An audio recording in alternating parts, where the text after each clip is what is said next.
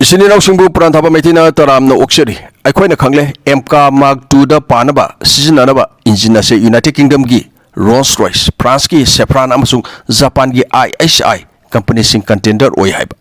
Masigi $7 billion 61,000 crore din ase France ki Safran company ga yanare haiba pawma aikoina tare. Adubo haujikanna wa ngangnaragli engine asigi matangda France na mamangda India da oidaba ngangkiba.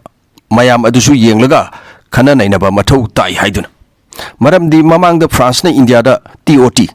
technology of transfer tawgani IPR intellectual properties right pigani hairga pikidaba piraga su yamna thengtana piba haibetare handaki Amca 2 gi engine asida su United Kingdom France Japan technology transfer tawgani intellectual properties right pigani haidi aduna mamangda France ka tawnaba thaba ase delay oiba natragana pikidaba piba targasu yam thengtana piba asumna tawi haidi asidani France tagi Amca 2 gi engine gi matangda wangang ba hounarakle bas maroina school amasung college tamliba isa singi khalaga masi hanjandaba yade Amca haibasi advanced medium combat aircraft haibani 5th generation stand fighter jet program ni DRDO amasung Hindustan Aeronautic Limited ki makhada maina paikatpa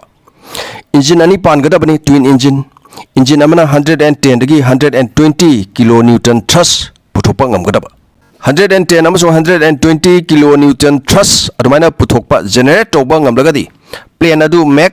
2.3 natraga 2.4 gi speed adumaina pairaglagani plane adu gi weight amasung magi pugadawriba weapon adu gi su makha pole aduna mamangi hapta da France ki Safran ga yanare haiba pawmasu aikoina chari Indian Defense Ministry na France ki Safran engine M88-2 haibase oina khalle haiba India da 110 to 120 kilonewton thrust adumaina puthokpa ngamba engine ase adumaina saminagadawri masida 100% TOT transfer of technology amasung IPR intellectual properties right ownership adumaina pinabagi wafam yauri tungda India da mass production tawraga sinabasu yare yonbasu yare pen oina sarga Amca Mark 2 gi matangda piriba matam ase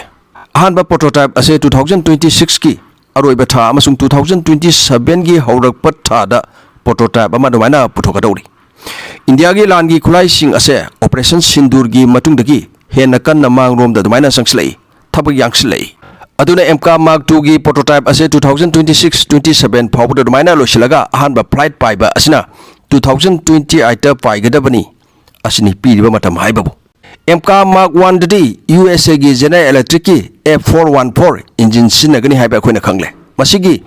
F414 engine asimak Tejas Mark 2 da su adumaina sinagadawri aduna Amca Mark 1 amasung Tejas Mark 2 da sinagadaba General Electric na sariba engine ase F414 asigi 80% technology transfer tawgani haiba mamang da dumaina pankhiba laikre aduga Amca Mark 2 gi na engine ase yanariba company aduga pullaga India gi GTRE gas turbine research establishment ga ko develop tawrga dumaina saminagadabani aduna engine asigi matangda France ki Safran ga pullaga saminagani haibadagi Ngangnaba hourakle mamangi haukraba France na masin thikiba sing adugi matangda France na mamangda su asi tawni adu tawni hairga tawkhidaba soikiba record khara sum panjarke sum yengminasi India gi Drup hairiba helicopter gi engine Shakti engine asisu Safran na sai masidasu technology transfer tawgani hairga pak tawkhidi sahi kunmuk leiraga adumaina tawki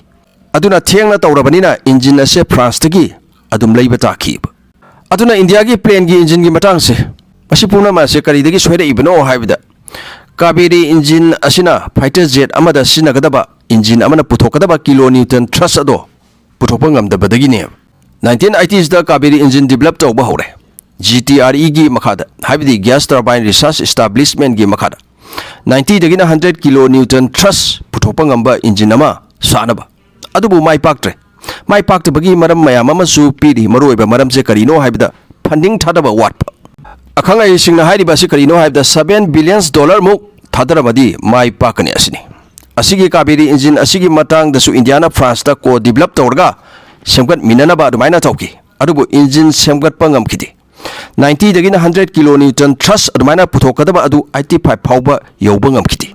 aduna Kaveri engine Tejas Mark 1 da hapkani haina tawramba adu toe America gi General Electric tagi leire F404 engine ase General Electric na su matam sana pibidare India gi fighter jet masing wale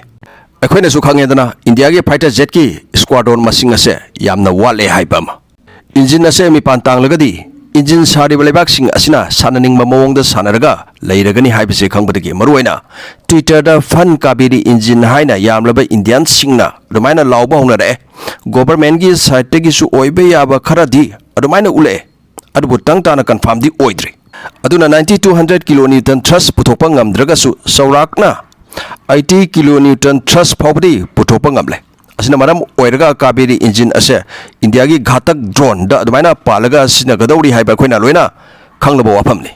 France ki Rafale hariba fighter plane ase Indiana laikhibadagi lebak ateina su adumaina leina rakhibani Safran company thong lolani haina adumaina tawramlabani paisa mayam ama sanglaga atopa leibak singna leina raktabadagi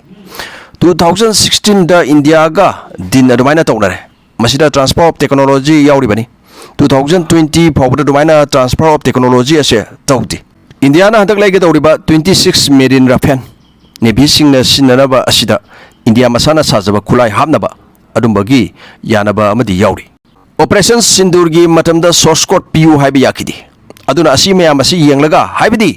transfer of technology tawgani intellectual properties right adu ada hairam laga tawdaba ma or tawrabasu yamna thengthaba Kaveri engine gi matangda Germany su mai onsan ba dumaina horom labani France na khurau thangbadagi Germany dumaina tokibani Germany na India ga pulaga submarine din amasu lairi diesel electric submarine saminabagi matangda masida su France na khurau thangjan ba laikre haibidi Germany na masi submarine ase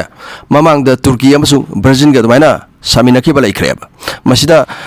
phun transfer of technology tawi haiduna dumaina France na Germany da saiki ba laikre adu France na Rafale plane gi fuselage di India da dumaina sagadawri India ga pulaga India land gi khulai tungde adumaina yamna leirakadawri plus masakju mayam ama adumaina semga saglakadawri hujiksu sagla idna masi leibak yamna maruina western leibak sing asina khangyaba uriba masi kanaba se leibak sing asina adumaina lawningi masi thingnabani France na tawribase mathanda saning ba haiba tare hojik Amca Mark 1 amasung Tejas Mark 2 gi engine ase General Electric na saba F414 sign tawnaduna yana khrabani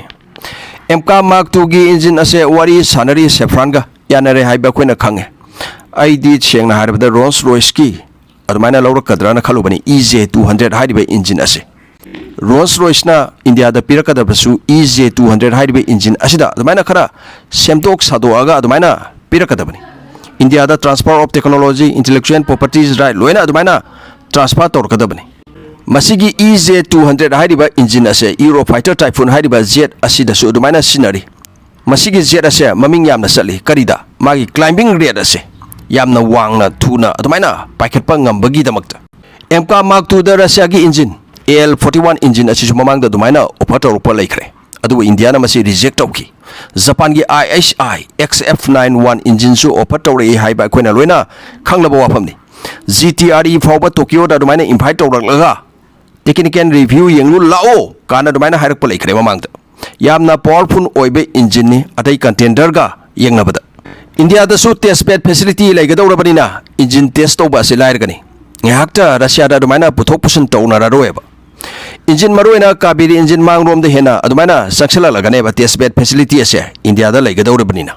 aduna aikoina khangle Amca Mark 2 gi engine ase France ki Safran khan khare haiba adubu mamang da haukraba pass issue mayam ama laikhibadagi engine asigi matang asidasu ngangnaba se hore I hojikshi asi hairaga puran thaba maitina kaina naba yathang nijari yai faminarasi thank you so much